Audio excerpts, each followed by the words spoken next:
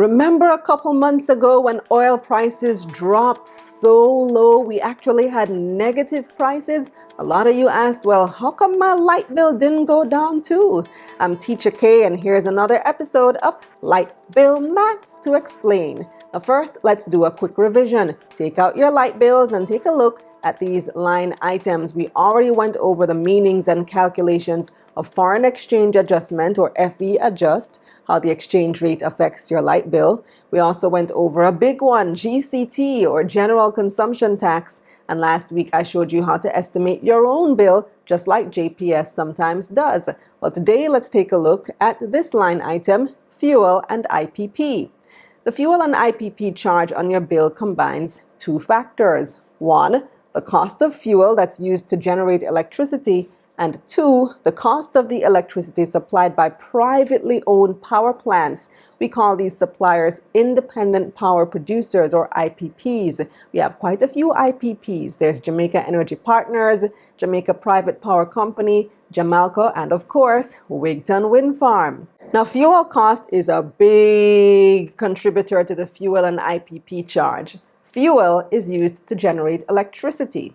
About 70% of the fuel that JPS uses is actually not oil, but liquefied natural gas, LNG. It's a byproduct of oil production. JPS has a long-term contract with New Fortress Energy in the United States to supply LNG, and that's why when oil prices crashed this year, your light bill, my light bill, didn't really go down. However, JPS did announce in June that there was a modest reduction in the fuel and IPP charge, since they do still use some oil. Here's something that you may not have known. The fuel charge on bills reflects the actual cost of the fuel that JPS uses to produce electricity. That cost is directly passed on to customers' monthly bills without a markup or profit to JPS.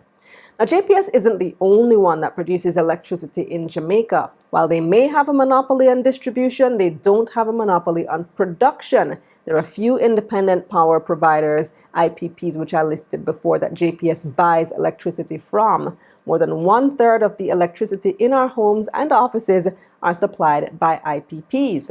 Some of the costs of the IPPs are reflected in the fuel and IPP charge line item.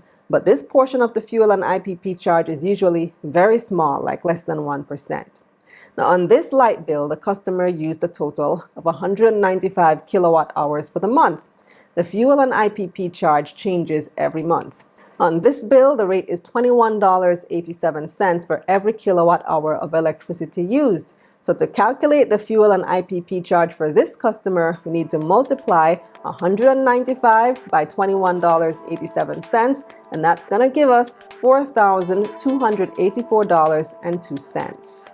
Well, I hope you learned something new today. So now I've given you all the different components that make up your light bill.